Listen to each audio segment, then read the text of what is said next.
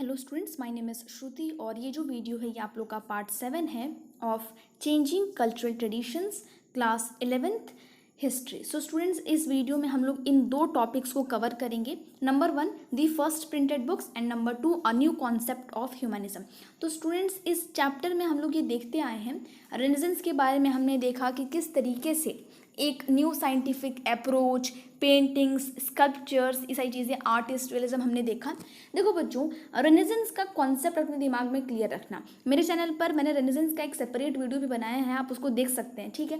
तो अब यहाँ पर हम लोग देखेंगे कि किस तरीके से फर्स्ट प्रिंटेड बुक्स ने रेनेसेंस को और फैलने में, मतलब ये इस रेनेसेंस को और प्रमोट किया। तो बच्चों यहाँ पर आप देखोगे तो यहाँ पर जो हम देख रहे हैं ना, ये रीजंस को देख रहे हैं। आप सोच रहे होगे कि हमें ये फर्स्ट प्रिंटेड बुक्स टॉपिक क्यों पढ़ाया जा रहा है। ये one of the chief reasons में से एक है जिसने ह्यूमनिस्ट कल्चर को, रेनेसेंस को प्रमोट किया। तो देखो बच्चों, यहाँ पर अगर आप देखोगे तो पहले की अगर बात करें तो जो पेंटिंग्स हो गई या फिर पेंटिंग्स हो गई, किसी जगह की कोई मोनूमेंट या फिर कोई स्कल्पचर हो गया, कुछ भी हो गया, तो वो उस जगह तक ही कन्फाइंड रहता है, क्योंकि आप स्कल्पचर को तो हिला के नहीं ले जा सकते। खैर आज तो फिर भी फोटोग्राफ, ये सारी चीज़ें हैं जो चीज़ें कहीं ना कहीं इंफॉर्मेशन ट्रांसफ़र हो रही हैं, लेकिन उस ज़माने में चीज़ें वही थी। लेकिन अगर हम बात करें रिटर्न मटेरियल की, तो वो सिर्फ इटली तक सीमित नहीं थी।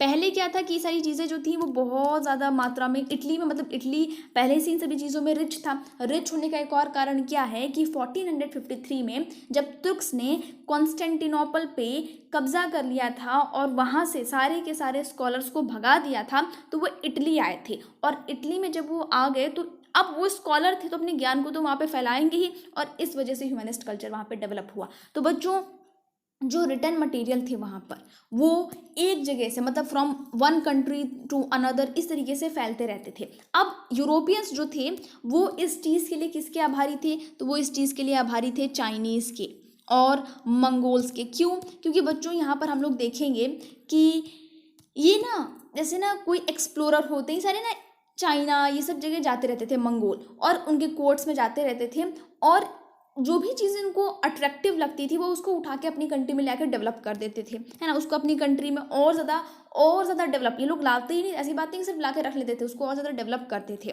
तो देखोगे जैसे फायर आर्म्स के साथ भी सेम केस है। जैसे फायर आर्म्स हो गए, फायर आर्म्स क्या होते हैं? गन्स, ठीक है, फायर आर्म्स। फिर अबैकस, फिर हम लोगों का कंपस, ये सारी चीज़ें इन लोगों ने ही किया है, ठीक है। कंपस हम लोगों का हो गया। अब देखो बच्चों, हमने देखा कि जो प्रिंटेड मटेरियल है वो बहुत इंपॉर्टेंट हो गया 16th सेंचुरी में। काइंड ऑफ रिवॉल्यूशन था ये, क्योंकि इस समय पर बहुत तेज़ी से सारी चीज़ें हो रही थी 16th सेंचुरी में। अब इसके पीछे किसका सबसे बड़ा हाथ है? तो इसके पीछे सबसे बड़ा हाथ है, हम देखेंगे तो योहान गुटेनबर्ग का। इनका प्रोनाउंसिएशन देख लो, योहान गुटेनबर्ग का। इन्होंने क्या किया, ये बच्चों एक गोल्ड स्मिथ थे, है ना। और ये ना, इन्होंने अपने बचपन के एक्सपीरियंस के साथ 1439 में एक प्रिंटिंग प्रेस का कंस्ट्रक्शन तैयार किया कि वो प्रिंटिंग प्रेस किस तरीके का हो सकता है ना। प्रिंटिंग प्रेस क्या होता है? जैसे कि अगर आपके पास कोई चीज़ है, कोई एक पेपर है, इसका आपके पास एक ऐसे इस तरीके से आपके पास एक पेपर है, अगर प्रिंटिंग प्रेस नहीं होगा ना तो आप इसकी दूसरी कॉपी नहीं कर पाओगे। आज आप देखोगे क्लास में एक ही बुक हर बच्चे के पास है, वो प्रिंट का कमाल है। तो बच्चों यहाँ पर भी उन्होंने इस प्रिंटिंग प्रेस को पहली बार डेवलप किया। और आप सोचो, एक बार कोशिश करो कितनी इम्पॉर्टेंट इन्वेंशन है ये जो योहान गुटेनबर्ग ने की थी। इनकी अगर लाइफ टाइम की बात करें योहान गुटेनबर्ग की, तो 1400 से 1458 तक रही है ये, ठीक है। इसको जानना ज़रूरी है, इतना याद रखो कि 15th सेंचुरी के ये थे। अब ये जर्मन थे, ठीक है, और इन्होंने 1450 में, लगभग 1450 में ये अपने मॉडल को जो है परफेक्ट करके ले आए, और यहाँ से इन्होंने प्रिंटिंग प्रेस में चीज़ों को कॉपी करना शुरू किया। और 1455 में उन्होंने बाइबल सभी को पता है, बाइबल की 150 कॉपीज़ को तैयार किया। 150 कॉपीज़। अब आप कहोगे तो काफ़ी कम है 1455, अब 150 कॉपीज़ आज कुछ ही मिनटों में हो जाए आज। लेकिन बच्चों उस ज़माने में अगर आप कंपैरिजन करोगे तो एक मॉन्क ने जितने टाइम में योहान गुटेनबर्ग ने 150 कॉपीज को तैयार की थी। उससे पहले जो मॉन्क हाथों से लिखते थे या फिर जो कोई भी टेक्निक यूज़ करते थे उससे पहले की, तो वो सिर्फ 1 कॉपी तैयार कर पाते थे। तो आप यहाँ पे कंपेयर कर सकते हो, ठीक है। अब बच्चों हम लोग देखेंगे कि 1500 तक आते आते बहुत सारी क्लासिकल टेक्स्ट जो थी, क्लासिकल टेक्स्ट मतलब उस ज़माने के जो ट्रेडिशनल टेक्स्ट थे वो सारी की सारी क्या होने लगी, प्रिंट होने लगी। प्रिंट होने का मतलब है पहले से अवेलेबल थी और ज़्यादा प्रिंट होने लगी, सो दैट ज़्यादा से ज़्यादा लोग उनको पढ़ सकें।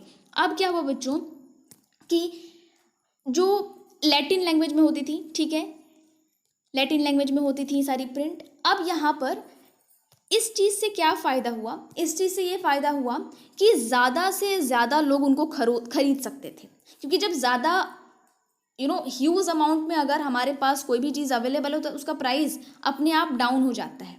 तो बहुत सारी बुक्स अवेलेबल थी तो प्राइस भी डाउन हो गया, और प्राइस डाउन हो गया तो लोगों ने खरीदना शुरू किया। स्टूडेंट्स जो थे बच्चों, अगर आज आपके पास अपनी बुक नहीं होगी तो आपके टीचर से के ज़ुबान से टीचर जो आपको बोलेगा आप वही चीज़ अपने दिमाग में रखोगे, थोड़ा बहुत आपके पास पेपर का आप लिखोगे, अगर उस ज़माने की बात करें तो। लेकिन अब प्रिंटेड बुक्स आने लगी तो बच्चों के पास वो बुक्स होने लगी और ये बहुत ज़्यादा उनको हेल्प करने लगी। तो अब स्टूडेंट्स के लिए काफ़ी ज़्यादा आसान हो गई ज़िंदगी, है ना। ज़्यादा लोगों में क्या हुआ कि अब आइडियाज़, है ना, आइडियाज़ हो गए, ओपिनियंस हो गए। अब देखो ना, प्रिंटिंग प्रेस की वजह से ही, प्रिंटिंग प्रेस के डेवलपमेंट की वजह से ही हम देखेंगे कि किस तरीके से जो प्रोटेस्टेंट रिफॉर्मेशन हुआ वो भी इसी, मतलब यहाँ पर आप देखोगे कि मार्टिन लूथर ने किस तरीके से इसकी हेल्प से सारे अपने काम को किया। तो यहाँ पर ओपिनियन जो हो गए बच्चों, आइडियाज़ हो गए, ये मूव करने लगे, है ना। आज भी आप देखोगे किसी के आइडिया से आप इन्फ्लुएंस हो जाते हैं। क्यों हो जाते हैं? क्योंकि जब आपके दिमाग में आपके कानों में उस आइडिया पड़ता है तब ना। तो उसी तरीके से यहाँ पे प्रिंटिंग ने बहुत बड़ा रोल प्ले किया। अब बच्चों चीज़ें बहुत रैपिडली इधर से उधर मूव होने लगी और बहुत भारी मात्रा में। यही एक कारण है रेनेसेंस का। आइडियाज़ जो है ना, एक आइडिया जो एक बंदे के दिमाग में, बहुत सारे लोगों के दिमाग में वही चीज़ घूमने लगी। अब बच्चों प्रिंटिंग प्रेस ने न्यू आइडियाज़ को प्रमोट किया, है ना, न्यू आइडियाज़ को।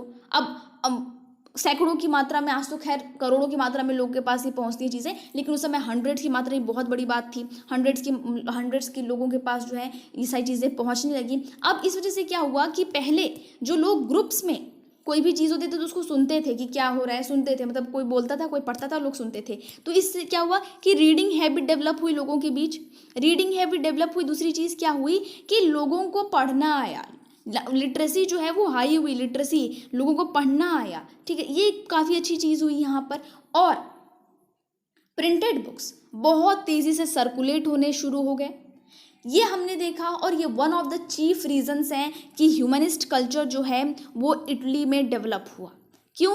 क्योंकि लोगों ने बुक्स को पढ़ना शुरू किया। जब लोगों ने बुक्स को पढ़ना शुरू किया तो उनके दिमाग में वो आइडियाज़ भी सर्कुलेट होने शुरू हुए। यहाँ पर हमने देखा फर्स्ट प्रिंटेड बुक्स के बारे में। अब हम देखेंगे a new concept of human beings. तो बच्चों अब हम लोग नया टॉपिक स्टार्ट करेंगे, a new concept of human beings. तो बच्चों हम लोग देखेंगे कि किस तरीके से अब ह्यूमन बींग्स में भी, मैं आपको बहुत मतलब शुरू से ही कहती आ रही हूँ कि ह्यूमन बींग्स की भी सोच में ना वो डेवलपमेंट हुई। मैंने आपको रेनेसेंस मैन के बारे में बताया। तो बच्चों यहाँ पर हम लोग देखेंगे तो ह्यूमनिस्ट कल्चर में one of the main features अगर हम देखें तो वो हमें ये देखने को मिलता है कि धीरे धीरे रिलीजन का ना जो पकड़ थी ना वो धीरे धीरे ख़त्म होने लगती है लोगों पर। ऐसा नहीं है कि लोग पूरी तरीके से इररिलीजियस हो जाते हैं, लेकिन जो रिलीजन की जो पकड़ है कि तुमको पूरा धार्मिक रहना है, तुमको इसी धर्म को अपनाना है, ये चीज़ें कहीं ना कहीं जो हैं वो कम होने लगती हैं, ठीक है। और जो इटालियंस थे वो मेनली किस चीज़ की तरफ अट्रैक्ट होने लगे, तो वो अट्रैक्ट होने लगे मटेरियलिस्टिक चीज़ों पर, मटेरियल वेल्थ पर, पावर पर, ग्लोरी पर, है ना, कहते धन दौलत पैसा, अरे धन दौलत पैसा ऐशो आराम, ये सब, ठीक है। अब देखो बच्चों यहाँ पर हमारे पास दो लोग हैं, इन दो लोगों के बारे में हम देखना है। सबसे पहले हमारे पास फ्रांसिस्को बार्बेरो, जो 1390 से 1454 तक रहे हैं। टाइम पीरियड क्यों देखना है? इसलिए देखना है ताकि जब हम लोग इनको रिकॉल करें तो हमें समझ में आए कि ये लोग जो हैं ये किस टाइम के हैं और इन्होंने क्या कहा है। तो बच्चों ये कहते हैं कि जो वेल्थ है ना ये ह्यूमन के पास होनी चाहिए।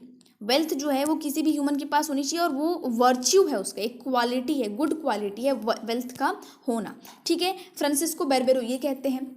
अब बच्चों एक और है हमारे पास लोरेंजो वाला। अब ये क्या कहते हैं, इनकी ज़िंदगी कहाँ से है, तो 1406 से 1457 तक। ठीक है बच्चों, अब ये क्या कहते हैं, ये बताते हैं अपनी एक बुक में ऑन प्लेजर कि हिस्ट्री कितनी ज़्यादा इम्पॉर्टेंट है। अगर हमें अपनी लाइफ को पूरी तरीके से जीना है, हमें अपनी लाइफ को परफेक्ट करना है, then we need to study history. क्यों? क्योंकि हिस्ट्री में जो हमारा जो पास्ट है उसके बारे में पढ़ने के लिए हमें वो प्रेरित करते हैं। और क्रिश्चियंस ने उनकी इस बुक पे इंजेक्शन भी लगाए थे कि ये चीज़ नहीं होनी, ये बुक नहीं, मतलब इंजेक्शन की ये बुक नहीं छपेगी, ऐसा कुछ। तो ये इस तरीके से हमने यहाँ पर देखा। प्लेजर इनकी एक बुक है। तो ऑन प्लेजर किसकी लिखी हुई बुक है, आपको पता होना चाहिए, लॉरेंजो वाला। ठीक है, लॉरेंजो वाला ऑन प्लेजर, जिसमें वो हिस्ट्री के इंपॉर्टेंस को बताते हैं। अब बच्चों, इस टाइम पर गुड मैनर्स को भी लेकर एक कंसर्न था। आज के समय पर भी गुड मैनर्स कितने इंपॉर्टेंट है हमारी डे टू डे लाइफ में। तो उस समय पर था कि किस तरीके से एक पर्सन को जब वो बात करे तो पोलाइटली बात करे, मतलब कैसे बात करे। वो जब ड्रेसअप हो तो वो किस तरीके से तैयार हो। ये चीज़ें कहीं ना कहीं धीरे धीरे आप देखोगे कि यूरोपियंस किस तरीके से एकदम अच्छे से तैयार होते थे, आप देखोगे ब्रिटिशर्स किस तरीके से तैयार होकर भारत में आते थे वगैरह वगैरह। तो ड्रेसअप को लेकर चीज़ें जो है थोड़ी सी बदलने लगी। दूसरी चीज़ क्या हुई बच्चों, कि जो ह्यूमंस हैं, मतलब कि ह्यूमनिज्म ने, मतलब कि जो ह्यूमंस हैं, जो इंडिविजुअल हैं, देखेंगे कि अब वो कैपेबल हैं, मतलब कि अपनी ज़िंदगी के खुद के फैसले खुद लेने को। ऐसा नहीं है कि कोई आएगा तो उनको डायरेक्ट करेगा कि तुम इस तरीके से काम करो। वो अपनी ज़िंदगी के फैसले जो हैं वो खुद ले सकते हैं। इस तरीके से चीज़ें होने लगी और अपनी लाइफ को शेप कर सकते हैं, अपनी लाइफ को बहुत अच्छी बना सकते हैं, सिर्फ मनी और पावर के पीछे न भागते हुए। कुछ इस तरीके से बताते हैं। यहाँ पर ह्यूमन के बारे में बताया जा रहा है हम लोगों को, जैसे कि जिसका एक आप देखोगे कि फ्यूडलिज्म जो था, जिसमें 3 ऐसे ऑर्डर्स थे। Number 1 is clergy, number 2 is nobility, number 3 is peasantry. तो वो जो लोग हैं किस तरीके से एक एक अपने अपने लेवल पर बटे हुए थे। अब बच्चों, यहाँ पर हमारे पास एक बॉक्स आपको दिखेगा अपनी बुक में। इस बुक में आप लोगों को क्या बताया जा रहा है कि इसको आप लोग रीड कर लेंगे और जिसने इस बुक में लिखा है, जैसे कि यहाँ पर है निकोलो मैकियावेली, इन्होंने इस पूरे के पूरे बॉक्स में क्या बताया आपको पता होना चाहिए। क्योंकि कभी कभी एग्जाम में क्या होता है कि आपको शुरू की 2 लाइन दे दी जाएगी और बोल जाएगा कि ये किसने लिखा है और ये इसमें क्या बताना चाहते हैं। ठीक है, तो इनकी एक बुक है निकोलो मैकियावेली की, द प्रिंस, 1513 में इन्होंने लिखी थी। और द प्रिंस में वो बताते हैं, मतलब ह्यूमन नेचर के बारे में बताते हैं। अगर आपको शॉर्ट में कहूँ कि ह्यूमन जो है, मतलब कि कुछ आप देखोगे तो कुछ क्रूएल हैं, तो कुछ मतलब कुछ क्रूएल हैं, तो कुछ कंपैशनेट हैं, कुछ फेथलेस हैं, तो कुछ फेथफुल हैं, है ना। जैसे कोई बुरा है तो कोई अच्छा है, इस तरीके से बताते हैं। और हर ह्यूमन नेचर में ना, हर ह्यूमन के अंदर बुराइयां हैं और वो उस बुराई को दिखाने के लिए डेस्परेट है, वो इस तरीके से बताते हैं। और ये जो भी ह्यूमन का हर काम जो होता है ना, वो स्वार्थ के लिए होता है, सेल्फ इंटरेस्ट के लिए होता है। तो वो यहाँ पर ह्यूमन नेचर के बारे में बताते हैं, क्योंकि ये हमारे इस टॉपिक से रिलेटेड था। तो यहाँ पर हमने देखा new concept of human beings, ये टॉपिक भी हमारा यहाँ पर कंप्लीट होता है। और यहाँ पर हमारा part 7 of changing cultural traditions complete होता है। आई होप आपको ये समझ में आया है। Thank you for watching.